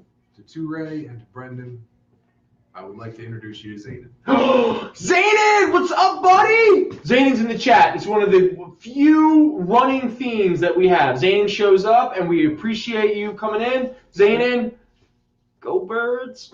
I wonder which one of you has been shopping here longer. Because really? you're both Yeah, like, Holdovers from childhood for like- sure. Oh, wow. Hall of Famers. Jana used to, BMX up here and give Mike all kinds of grief. Mhm. I'll give greetings to him. Yeah. Excellent. He used to call Mike Skinny Jack, and Mike was all like, "You're not allowed to do that." In fact, if I ever wanted to be truly pushed off of the stage, can you imagine Ray and Zane in here? Oh, that's a show and a half. Right? That's, Yeah. We can both stay home. We can literally stay home. Oh, man. If you guys got retail experience, we don't have to come in and all Make that it day. happen. Make it happen. I'd like to meet him. That's cool. Zana, you heard it here. Come Hey, on you know down, what? man. Probably, maybe, but You might I'm just sure- not put I'm name sure to face, I'm probably. sure Yeah. it's crossed. okay. It's possible because like I was talking to somebody about you, and they're like, "I've never met him," and I'm like, "No, you've met him because the three of us have had a conversation together here in Fatjack." Zane started in 77. You started 76. Yeah. All right, so we're close enough. Close enough. Definitely. That's Good cool. though. That's cool. I'm not kidding when I say Hall of Famers, man. That's right. Alone. I mean, Yeah, really, there's alum. there's like 4 people in that club, and Really? you're one of them. Because a lot of them are dead. Oh, God, you don't have to say it like that. Wow. Okay. Or do they just leave their books here and walk out and they'll pay for them like some people? They're not Hall of Famers for Man, a that different guy. reason. Wasn't he nice? Super nice. So, and that should Maybe that should have been the He clue. was like the nicest person. I'll tell you the story one more. Yeah, we can't, because we can't make, Don't worry, no one watching right now is what we're, because trust me, they're not watching us. Okay. We're pretty much, they might be saying nasty things about us on social media for all we know. All right, real quick, because I want to belabor the point, because there's really not much to say, except for the fact that every now and again, Al and I get really incensed when we find out something has a lot of value, and Al and I don't understand why, because it makes us feel dumb. And one of those is the IDW Scarface comic book, specifically the movie photo variants. So here we go. Scarface, Scarred for Life. Man, you know somebody. Really, their weekend was made when they came up with that subtitle. There is the movie photo variant. Now, I'm going to be honest. This is a high-grade copy. We priced it at $10. How much was it going for online? It was, I think like 20, 25. Yes, it was like all the photo covers carry value. It's like the John Wick book. right. They all carry value. The book itself, I mean, we have the series before, like you can get the issues. Yeah. The photo covers. And I think we have a couple more in the back too. No, we definitely do, and it's one of those things where we want to be aware of the market because it's important as a retail shop that wants to keep its doors open. But there are moments where, like, our customers, like, the people who support us and this and that, they sometimes look at these things and go, what are these idiots doing? But I gotta be honest with you, man, you go online, these things are selling for like double, triple what we mark them up at, just to be fair. To be fair, like Brendan puts a lot of effort into he goes through all these algorithms and all that bullshit. And that's what these books are selling for is like 20. It's not just some asshole on eBay pricing them at 25 and nobody's buying it. Like these books are selling, so there's a market for it. Like again, not to shit on people buying them. And no. Cursing too because I realize that I'm just letting that go. So. So the argument is always like you have every right to ask for a certain price, and if someone is willing to pay it, I mean that's your prerogative, right? I mean, fine, that's cool. I'm always I'm like, are they aware that the book isn't actually valued that much or not? Because, and again, I'm not trying to because there are some people online who, let's say New Mutants number 1, which high grade, non-slabbed, is like a $20 to $30 book, okay? If someone were to sell it to you for $500, how would that make you feel? I don't But it's also, if you want to pay, it's the Lady Death toy. Yes. So, if you're willing to pay it and it's something you want, more power to the Lady Death toy that is valued at $20, but somebody wanted to sell it for $1,500, and somebody felt they got a deal on it because they only bought it for $1,000. And I spent an entire day trying to figure out is there some weird variant I don't know about? Is there some does she have a nipple slip and I can't see it in the photo? Why is this book or this action figure? It's because somebody went, I'm going to try to sell it for I that see much. that all the time on eBay. Yeah. It's just, it's the And they market. think because you're an enthusiast, they do just buy anything. Without sight unseen. And 70% of the time they're right. Being an enthusiast. But then you become an informed enthusiast. Have you been gouged on eBay, like regarding that? Yeah, have you had a really bad experience? Like you No, I haven't had any bad experience. So real quick, I can't afford bad experience. high grade at $10, and here is another photo cover, but it's the environment. It's set photos. But it's a fountain in the lobby. But it's okay. You get a woman who might be Michelle Pfeiffer in a bathing suit, but it's not that titillating. No, that's the one that's $5. She walks by them when they're sitting at the pool. Oh, yeah. And he sticks his tongue out. He goes, "I'm gonna grab that right now." That's right. Hey, Sam, you'd be in that club of Fatjack's alumni for sure. Mm-hmm. Oh yeah. Sam goes back. He goes when the store's around the corner on 20th. Yeah. Oh, he's yeah. old. He's definitely old school with us. Yeah, Well, no, because there's different. Because let's be honest. I mean, this shop has now been around like 40-ish years. 76. Dude, we're creeping on 50 soon. Like, let's say 76. 50, but not yet. Man, I hope we make it to 50. That would be Mike goes 50 years. Peace. I'm out. Good luck. Well earned on that one. The Scarface books are all IDW. Yes, the IDW series. One was issue number 1. The other one was issue number 3.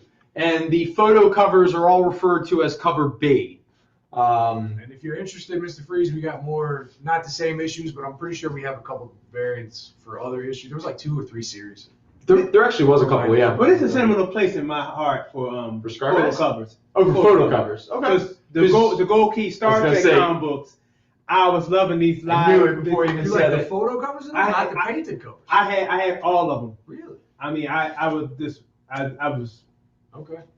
the photo covers had a special place because you had a piece of the episode, and then they brought out a book. Bantam Books brought out, or Valentine, one of the two. They brought out a thing called Star Trek photo novels, which were actual like. Oh yeah. They did the entire episode almost like in a comic book format, using all the live actions and stills. I love that. John Byrne. John Byrne's doing it. Well, I don't know if he's doing it anymore. Not anymore, but he was doing a thing where he would take that concept of the photo cut, but what he would do is he would mix up the images and he would change the dialogue. So he would create new stories. Oh, that's a cool idea. Sorry, I was trying to get that fly. Not on the red costume. You see how that happened? Sorry, man. Then all the blood ripping on it and everything, and then I'd have been. How disrespectful! The two right here only turns and talks to Al. He never turns to let Did I hit audience. him on camera? No. Did I strike him on camera? Right. Did I death fly? Did I strike this king on camera? Oh my! In front of him. I like that. I like that. That whole king thing. Man, that was on point. You come and grace us with your presence. This is an exceptional evening we're having. Well, you know what? Speaking of John Byrne. Whoa, hey. Oh yeah, we got books. And sort of Star Trek. Let's talk about some unique issues that are up here. Let's quickly. And we're gonna call them Space 1999. Yes. JD, that gets your foot in the door. That doesn't get you 10 years of credit, though. Man. Sorry. You got your foot in the door, though. For sure. Real fast. All right, so let's start. So this isn't Space 1999. We'll get to that. This is Space War, not to be confused with Star Wars. This is issue number 31. This is a very fine copy at $8. All right, real quick. This is one of the very few times. All right. There is a period of time, I swear to God, it's the same issue, okay? Same copy, everything. This book used to be valued in Fatjack's, same exact copy, for $30. Oh, okay. I looked in Overstreet. I went back a couple years. I went online. This book lost all of its value. So even though at one point it was still priced at $30 a couple years ago, it is not valued at $30 anymore. So I changed the price to $8. To make, because again, anyone who argues, pay attention to the market. It's a two-way street. It's not just speculation books. Right. Some books actually go down in value. Now, why did this issue have some value at one point? It's because it is all illustrated by Steve Ditko. Okay. And if you need me to tell you who that is, didn't he create the guy who sticks on the walls? Flyman. Yes, Flyman. Yeah. Oh, yeah. No, it wasn't a fly. No, was it Tarantula? No, it wasn't any type of The arachnid. web. It wasn't The web, right? Nothing to The do with Red Circle comics? nothing to do with arachnids. No? Okay. All right. You know. All right. Well, while you think about that, let us talk about Space 1999 from Charlton Comics from the mid-'70s. Now, the first couple of issues were illustrated by Joe Staton. Staton, whatever. So this is a fine copy, issue number 1 at $10. And then, again, now this is a painted Joe Staton cover. This is Space 1999, number 2, very fine minus at $12. Mm-hmm. And now we get to, I'm not saying it's the, first, but this is some of the earliest John Byrne artwork. So not only do you get a John Byrne cover, but he also does the interiors. Plus, you get John Byrne's biggest signature. I mean, for a dude, you want to talk about how John Byrne already had a big head? He's very notorious in the comic industry for being quite arrogant and egotistical. This is some of his earliest work. Look how large that signature is. You see, good Lord, John Byrne. But anyway, this is some of, and I gotta be honest, even early in his career, this dude was so unbelievably talented. I love. So wait, this predates his Iron Fist? Oh yeah. Oh, this predates all of his Marvel work. So Iron Fist was what, late 70s, early 80s? 76? This is 76, isn't it? No, this is more 73, 74. Okay. That show was later than that, I think. Yeah. Oh, this is 75. Okay, yeah. Okay, yeah, 75. I'm First sorry. season was 75. Yeah. Second season was Well, 5. because, so Charlton Comics had two things going on that John Byrne worked on right before he started doing the Marvel stuff. The Space 1999 and the E-Man. Remember the E-Man? Yeah, the E-Man, which is pretty much sort of a rip-off of Metamorpho Man, pretty much. They had a couple of good runs with Charleston. Yeah. They even did $6 Million Man, didn't they? Correct. Yes. Yeah. I love that. I'm pretty sure. Yeah. All right. So here we go. This is issue number 3. This is a fine plus copy at $12. Now from this point on, they're all John Byrne. This is issue number 4. This is a fine minus at $8. That's an ego exploding. Yep. And then this is issue number 5. Very good plus at $7. Ooh, okay. And that is number 6. A fine minus at $8. And we're back to Space War. So there we go. That is our Space 1999s. Take them all.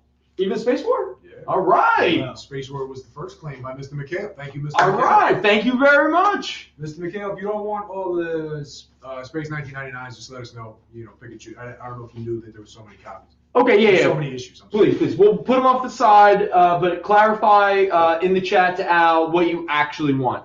Because obviously we do not want to obligate anybody to anything. And if you want the original $30 price on the Space War, you're more than welcome to pay that too. Now that's selling. I couldn't believe it. That's what we gotta do, man. That's what we're here That's for. selling. But it was insane because it was priced at $30 and I remembered it at $30 and I was like, oh man, I wonder has this changed value? Thinking it might go up, post Steve Ditko's death or something like that. And so I pull out the Overstreet from this past year and I'm like, near mints, $20? Wait, what? And so I'm like, let me look at the last year. Then I look at last year's, and every year over the past 3 years, it keeps going down in increments. And I was like, all right, I can't, in good conscience, sell this as a $30 book, even though it was originally. And I even said it to Eric. I was like, Eric, you're going to call yourself a villain. Well, I don't think of myself as a villain. I mean, many women who dated me think of me as a villain. In fact, that was probably my favorite pet name of all time. A girl used to call me her villain. And that was cool. I'm into it. Did you wear a costume? I wore a costume. girl? I wore a costume whenever they wanted me to wear a costume. I believe it. Yeah, I will do anything at least once. That's for sure. Okay. All right. Now, with that said, are we almost up on a? Oh, okay. I think we got a break, JD. So you want to just do the break and then we'll just finish it out? Yeah, sorry. No, please. It just suddenly it occurred to me. So I guess.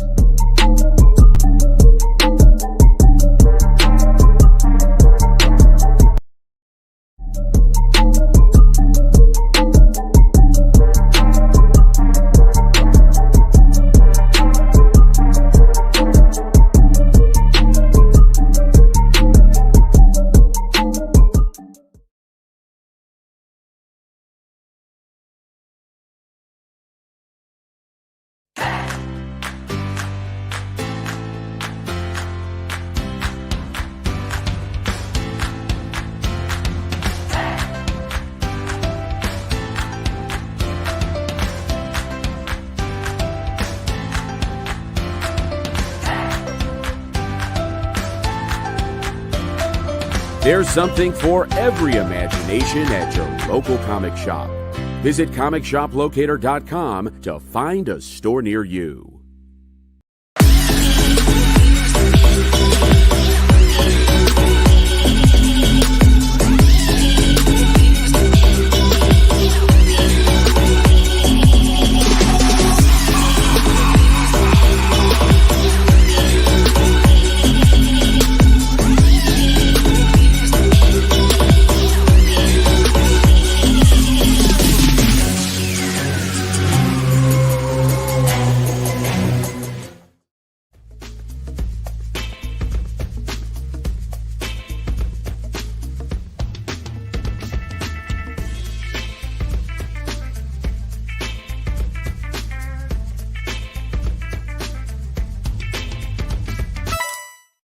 Hey, I'm Joe Pruitt. I'm the publisher and /CEO of Aftershock Comics, and you're watching The Experience.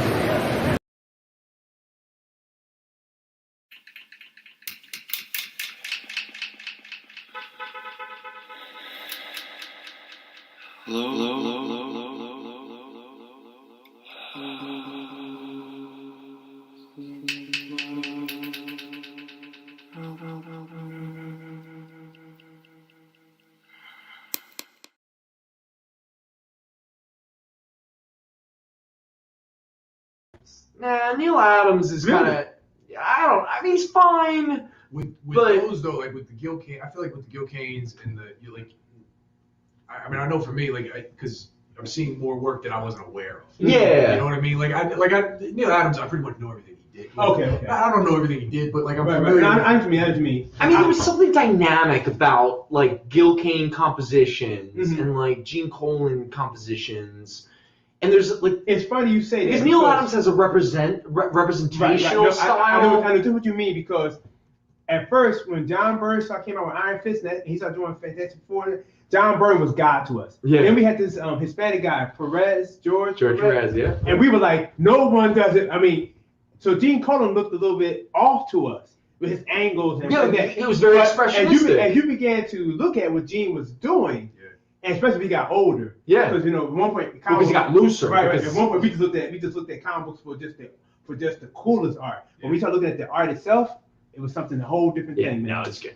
And again, I have a natural tendency. I like less representationalism. I want a teeny bit more expression. Again, that's why as I got older, as a teenager, you want more. I don't know. It's weird. You want more representation. You want it to look more real or photorealistic or what have you. And so I turned away from Kirby for a period of time in my teenage years. But it also depends on the character too, because at one point, with Iron Man, I needed that technical aspect. When Bob Layton and John Romita Jr. got on Iron Man, gave him that gloss, gave him the tech. It was something wholly different. Then I wasn't into Gene Colan, but when Gene Colan was out. When he first came out with Iron Man, I was like, that's just it. Yeah. It was. I mean, so you go through stages with it, and then sometimes, like with Black Panther, I didn't mind him being. Gene Colan just did a fantastic job with him. Do you have a favorite Black Panther artist?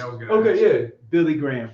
Billy Graham. What era? He did the Jungle Action series. Oh, that was very Gil Kane-y. In fact, a lot of those Jungle Actions had Gil Kane covers. Gil Kane did Actions on Interior. Yeah. You're right. You're right. Because we've sold a couple of those.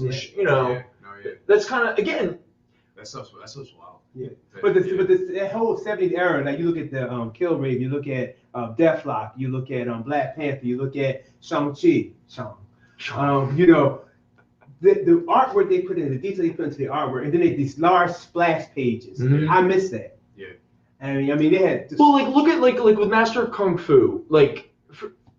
The thing that I so with Paul Gulacy and then an artist that I didn't realize, Gene Day, it was a brief period, and we talked what they did with the page layouts. Forget just the actual art and I think that's why I become so dismissive to the late 80s, early 90s image artists, because suddenly it was if you go back and look at those books, the page layouts are just garbage. You get it's just pinups, and then you get people talking, but it's not. They don't.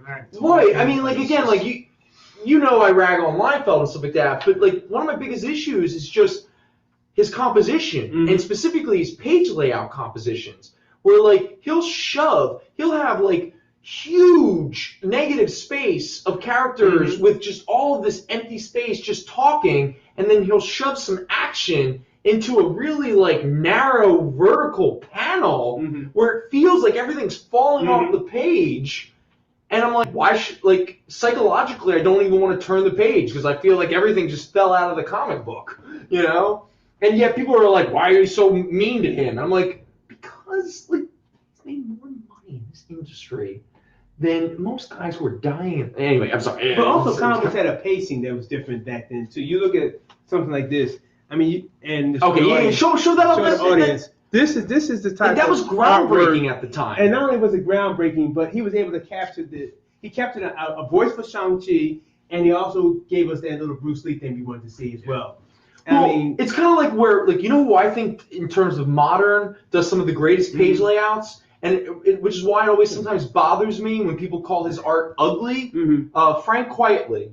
Oh yeah. Like, and one issue I'll talk about that I always point out is like this is masterclass.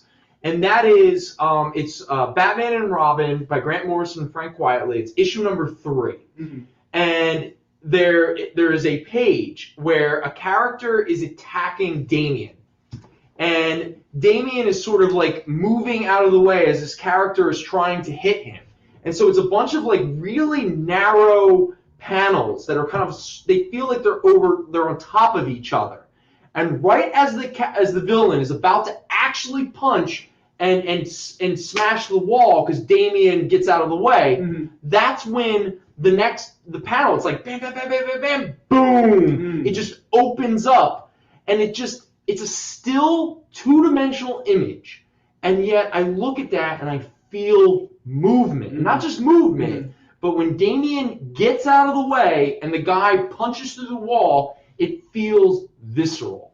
And that is art, because you are using all of these flat space to create a magic trick in the audience's mind. And it's also why, like we were talking about on the local show, why I think this is one of the greatest art forms of all time, because it is not like being a passive observer, like while watching a movie or a TV show, and I love that. The comic book reader is an active participant in the comic book.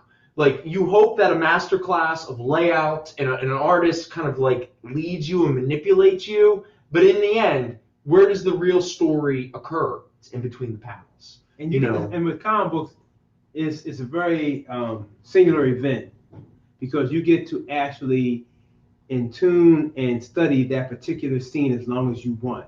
There's nothing forcing you to turn the page. Yeah, it's not like a movie. Where you have to keep going. Right. You get to see, and then real comic book aficionados like to look at those details. Well, and it's kind of like, it's very Grant Morrison in a way, where in a way the comic book reader is a fourth dimensional entity outside of space and time, meaning that, so when you look at a page of a comic book, you have the panel at the top left-hand corner and the panel at the bottom right-hand corner. Time passes, technically, in that kind of layout. But if you want to, you don't have to just look at one panel. You can look at the whole page. Right. So in a way, you are outside of time. You are outside of space. You can see the future that the characters themselves can't. And a good artist or a good writer knows how to pace and manipulate the reader. Didn't Grant Morrison do a hell of a job with that when he did Animal Man? Dude, he did a hell of a job. I mean, but yeah, no, you're right. Yes, yeah.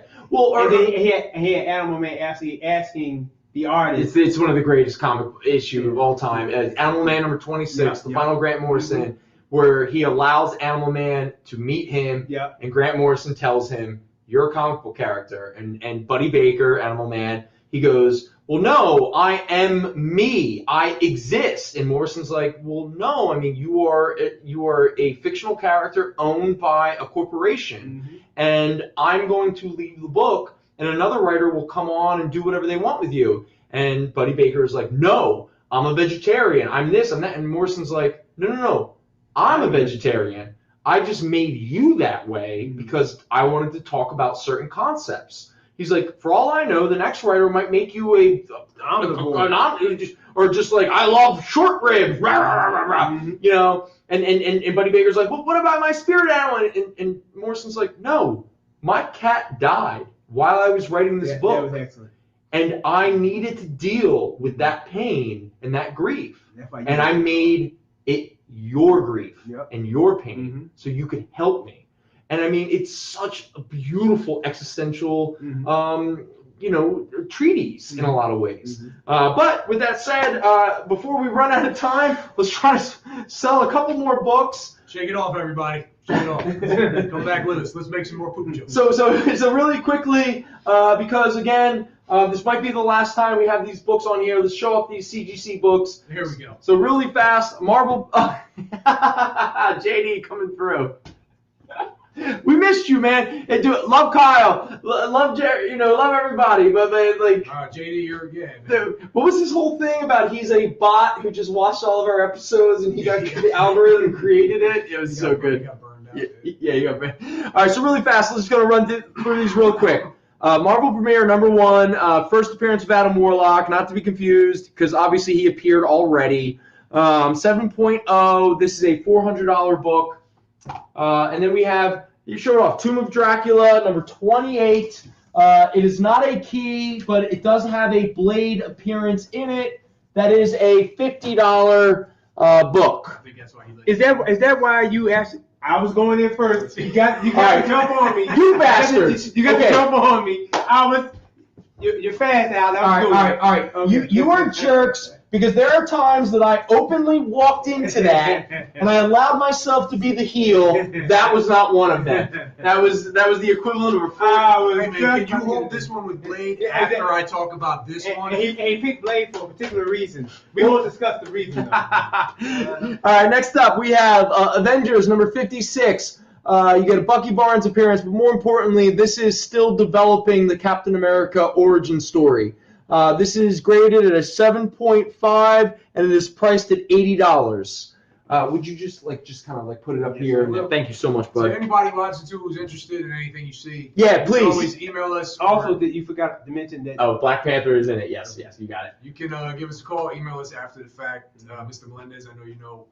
But yeah, anything you see here that you're interested in or anything. Yeah, just and all these new T-shirts that we have. Absolutely. Yeah. New T-shirts, whatever you guys need. Black Panther, Hulk, Thor, Black Panther, Spider-Man, Silver Surfer, Black Panther. What's that? I don't know if Mike and I are doing. I mean, if the links to all our shows are on Facebook. I'm not sure if Mike and I are doing all the shows. Things might be changing. Things might be changing, but stay tuned. Someday is maintaining. So we become the keystone. Drew Ray's gonna take over next week for us. Him and Zayden are gonna run the show. Brendan and I are going to Atlantic City. I'm gonna watch some MMA. There you go. All right, Avengers 110. Big old X-Men Magneto. This is an 8.5, priced at $100. We have the first appearance of the Banana Splits. This is an 8.0, priced at $125. Then we have a Captain Marvel, number 28. You got Avengers appearance. It's part of the big Thanos story, the very first big Thanos event by Jim Starlin. This is a 6.5, priced at $65.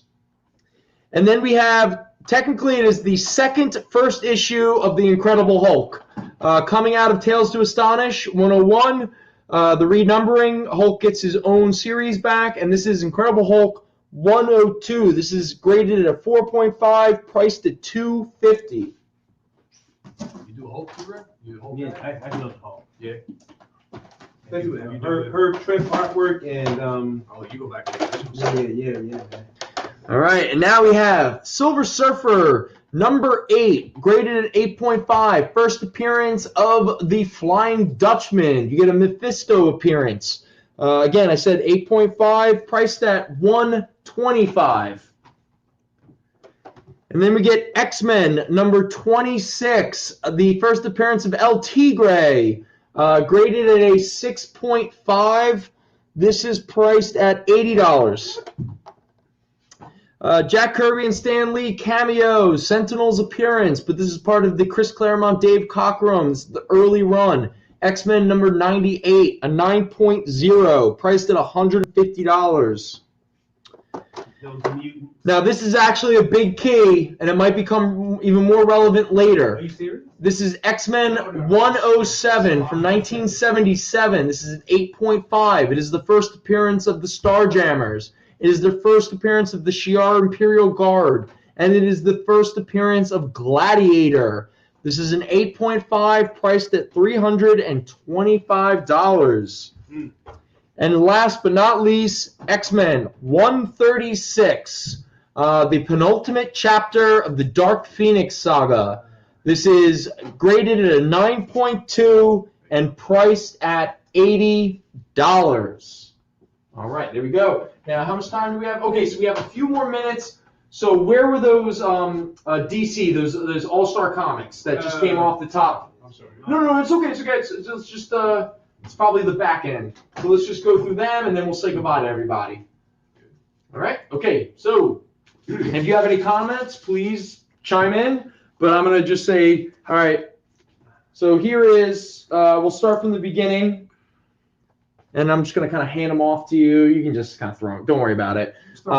So All-Star Comics, first appearance of Vulcan. This is All-Star Comics, issue number 60. It's a very good copy. It's $6. An Ernie Chan cover. This is Ernie Chan cover. Yep. Wow, thank you very much for the added information. Next up, All-Star Comics, issue number 61. This is graded at a very good $6, and Vulcan tries to kill everybody. I also think this is an Ernie Chan cover. Vulcan trying to kill everybody wasn't nice. Next up, All-Star Comics, issue number 62. This is a fine copy at $9. Just in case it wasn't very obvious, this is all the Justice Society of America characters. Plus the Golden Age Superman returns. Yep. Fine copy, $9. Next up, All-Star Comics with the Super Squad, also known as the Justice Society of America. Solomon Grundy is back. This is a issue number 63. This is a very good plus copy at $7. And now we have All-Star Comics issue number 64. This is a fine plus copy at $12. Again, Golden Age Superman is hanging around. He already has the white little temples. Even the Shining Knight shows up to be part of the team. Sounds like Reed Richards, huh? Yeah, that's what I'm going for. Everyone's like, "Are you going to dye your gray?" And I'm like, "Why? I so badly want to look like Reed Richards. It's not even funny." Next up, All-Star Comics issue number 65. This is a fine minus copy at $8. I think this might be who did this art? Is this Steve Ditko? You're talking about this one, Zane? One of these has Wally Wood Interiors, he said. Oh, they do. I'm so sorry. I don't have my notes. So, Zayn, let us know what issue number that is. We're in the mid-60s, or low mid-60s at this point. This is issue 65, fine minus copy, $8. That might actually be Wally Wood. Yeah, in fact, that's just it. A lot of these issues, the reason why I pulled them is because they have a lot of Wally Wood. That's another artist who I have fallen in love with doing this show. Now, admittedly, his lifestyle I have an affinity towards, and I don't mean that as a good thing. It's actually quite dark and depressing and very tragic, but you don't need for me to say that right now. All-Star Comics issue number 66. This is a very good minus copy at $5, and it's an all-action issue. I love how comics needed to tell people that. But it has to sometimes, you know. Why? Because other issues didn't have any action? No, exactly that. Okay, all right. Next up, Al Milgrom doing the cover. This is All-Star Comics number 68. This is a very good plus copy at $7. Psycho Pirate reappears. Thank you, Ray. Exposition, exposition heavy. All right, I got you. Oh, okay. This is All-Star Comics number 70. This is the reintroduction of the Huntress. This is a very good plus copy at $7. And again, what makes this kind of key is the reintroduction of the Golden Age Huntress. Oh, Wally Wood co-created Power Girl in All-Star Comics. Oh, thank you, Zayn. Thank you, Zayn. All-Star Comics issue number 72. This is a fine copy at $10. And Wildcat's getting beaten up by a beautiful redhead, kind of my dream. And then we have All-Star Comics issue number 73. Once again, an all-out action issue with Joe Staton art. This is a fine minus copy at $8. And now we have, last but not least, All-Star Comics number 74. A very good plus copy at $10. Oh, why does this have value? Shoot, there's a reason. Oh my God. Sometimes I make all these notes and I do all this research. And I'm like, oh my God, I'm going to have these notes out here. I'm going to be able to reference them. Because when I say why a book is very good plus, but it's still valued at $10, there's a reason for that. And I don't know where my notes are. So, Zanin, do you know why this book has some value? What book is it? All-Star Comics number 74. At a very good... This might be the last issue. Maybe that's part of it. It might be the final issue of All-Star Comics or something like that. But again, very good plus. It's still $10. So let's throw that up there. All right. Thank you. Thank you. Now what do we have? All right. So we're getting close to the... I didn't know he was in D.C. What, the Black Cat? Oh yeah, it's last issue. Okay. Last issue before the DC good implosion. Before the DC implosion, which is very quite famous. So if anybody's interested, was that issue 74? 74, yeah. So what was 75 continues on in Adventure Comics 461 and 462. All right, excellent. So if you buy those, you have to buy those other issues. Awesome. All right, so I guess if anyone has any questions about anything that we've talked about tonight, we have a couple minutes. So at this point, we're going to kind of we're going to do who gets our Aftershock variant. Any questions for Ture before we're finished? Yeah, anyone? Any trivia? Nobody. Oh yeah, no one came up with the trivia. But real quick, I want to ask you a question. Favorite Star Trek captain? It's the classic Star Trek fan question, and don't you have to have an answer. Oh, it's the Deep Space Nine guy. It's got to be. Why is that, Al? I'm just saying, it's gotta be. Now that he don't put it out there like that, I got to break with convention. I'm just saying. Were you about to? Pausing for dramatic effect. That's where the show was going the whole night. Why wouldn't I throw that out? Wow. So, as you know, Benjamin Sisko is the greatest captain. Although he didn't start out as a captain, you know that. Everybody else on Star Trek started out as a captain. But one character had started out as commander. Why do you think that is? He was Kirk's manservant. I don't. Just make sure I read it right. No, yeah, Mr. McHale. Mr. McHale, thank you, Mr. McHale. Cool. Yeah. You know what I mean? We are still selling books every day. No, is he legitimately your favorite cat? Or was that? You ball busting. Cisco, for a particular reason, not that particular reason. What? It's because he's on the cover of a magazine? What I will say is, because of his efficiency and what he's done more things than any other captain in it. But you got to go with classic. I mean, Kirk is Kirk. I mean, now is that because you were a child and Kirk? Like, was that your first imprinting? It's definitely because it's like the first cuts the deepest. Right, that's definitely that. But okay. Also the fact of the matter remains that when you look at that first Star Trek, and it just defined what pioneering was, what space travel was. Kirk, I mean, before Kirk became William Shatner, I'm talking William Shatner was actually acting as Captain Kirk. You look at the contents of the King. You look at his manipulation, his ability to figure out things. You look at the man trap. You look at these episodes, and you see a master tactician. You look at Balance of Terror. I mean, my God. I mean, what Kirk was doing. Well, that's true. Now, let me ask you a question because Max, a customer, was in a couple days ago, and we were talking about the new Foundation series based off of the Isaac Asimov. Yeah. Well, I started it. And I gotta be honest, I really dig it. Yeah. But it is there are elements of it that it looks like inspired Roddenberry. Absolutely. Now, have you ever read the Isaac Asimov Foundation series? In its entirety. No. Have you had an opportunity to watch the series? I haven't watched the series yet either, but I'm waiting to do that now. It's excellent. It's supposed to be really good. Because it's so funny because I grew up, I missed out on the Asimov Foundation series, but the one series I did not miss out growing up was the Dune series. Mm-hmm. And to say that Asimov's Foundation and Frank Herbert's Dune influenced almost all of the big late 20th century sci-fi movies, series, whatever, is an understatement. Mm-hmm. And that's why it always bothers me sometimes when, I was talking about someone with Dune, and they're like, I don't know, it's really derivative. And I'm like, derivative of what? And they're like, oh, this, and this. And I was like, what? No, they took that from Dune. That's because the people you're talking to didn't realize that Dune was a book before it became the first TV series. There's a lot of people in this world that don't have a comprehension that history existed before they were born and before they were... I'm doing my Consuela. No. It seems to be Cisco seems to be the favorite. Yeah, Cisco's it's just. Well, I'll be honest with you. Like, there was a period in my life. My father was a big Star Trek fan. Mm-hmm. He would always try to get me into it, but I was a Star Wars kid. The first Star Trek series that, outside of Wrath of Khan, I always dug. Mm-hmm. But the first Star Trek series that I actually took to was Deep Space Nine, and part of that reason was I really liked Cisco. Cisco, I mean, I really did. Everything I said about Kirk, Cisco did to the next degree. Yeah. He was just a phenomenal. He was great. And all that, he also did one thing better than Kirk. A couple of things. He was a good family man. Oh yeah. He had a stable relationship. Yeah.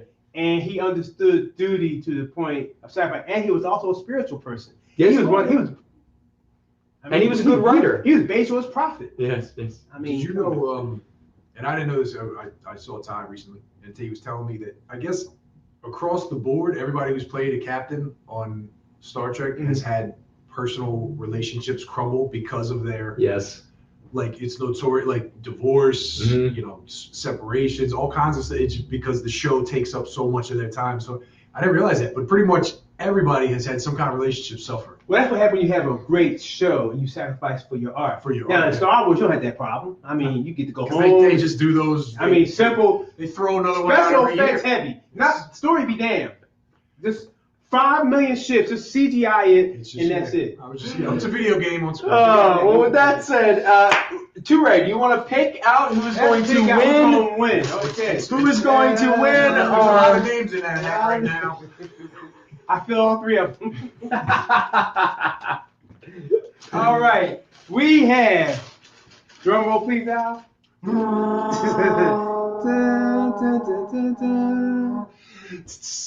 If I could read this Klingonese, Mikhail. All right. Or Macaulay. Shang-Chi. Mr. Mikhail, you have gotten the My Date with Monsters #1 Aftershock Ambassador exclusive variant. That is yours for free. Thank you so much for claiming and purchasing and hanging out with us. Mr. Delmo, could have been you. Maybe next time. Well, everyone, it's been an absolute pleasure. Ture, thank you so much. It has been absolutely so much fun. This was exceptional. Appreciate it. Thank you. I enjoyed being here. It was excellent. I hope we didn't offend you in any way. We didn't ostracize you in any way. You still remain a customer of Fatjack's. The blatant. Wow, I don't even want to say the word. I mean, you don't have to say it. I wasn't even. I probably will. No. You whitewashed the hell out of this show. Whoa. We primed that, I mean, there's some kills for you. It just wasn't. I just felt always outgunned and outnumbered. Oh man, it goes without saying that the views of Brendan and I and Ture do not reflect Fatjack. No, always. Maybe some of them do. I don't really know anymore. I can't keep. No, but in all honesty, and I've said this to. It's an open invitation in a lot of ways. Obviously, we have to schedule and stuff like that, and we don't want to double book too often because obviously this can get really out of hand the more people that are here. But please, dude, you're always invited back, man. It's been an absolute pleasure. We hope you will come back. Definitely. Also, speaking of which, the Sunday after Christmas, Zanin. So you should tune in and check out Zanin Should. We talked about that. Oh yeah, I didn't mention that to you. But right now, tentatively speaking, Zanin should be back the Sunday after Christmas. I believe we also have Mr. Lime is going to be making an appearance before Christmas at some point. Excellent. That's kind of based on his schedule, so we'll see how that goes. We'll promote it and let people know as best we can, even though we're pretty bad at social media. But this is fun. Speaking of social media, check out the Instagram. Brendan keeps up with that. At the FJC Paradox. Every day. Keep that up. Paradox. Yep, every day. Haven't missed it yet. That's like a title you came up with. Of course it was. Are you kidding me? Dude, go look at that thing and tell me, does anyone else run it but me? That's only because there's 30 other Fatjack's pages. Oh yeah, there's a lot of. We're the small one. We're the little FJC. But anyway, for anyone who's still watching, thank you for watching. Thank you for hanging out with us. This is an absolute blast. We really appreciate it. We'll be back here next Sunday. Same thing, same channel, blah, blah, blah, blah, blah. Yep. New Black Panther first issue. Excellent. Check out Black Panther. We still have a few copies left. We still got a couple copies, We still got a few copies of the new Hulk, too, if I'm not mistaken. Show it off, and that'll be the last image. There you go. Beautiful Alex Ross. Show the back cover. There you go. Thanks, everybody. Spread it out. Rip the cover off. Yeah. Why not? There you go. Thanks, everybody. It's been an absolute pleasure. Have a wonderful week. Take care.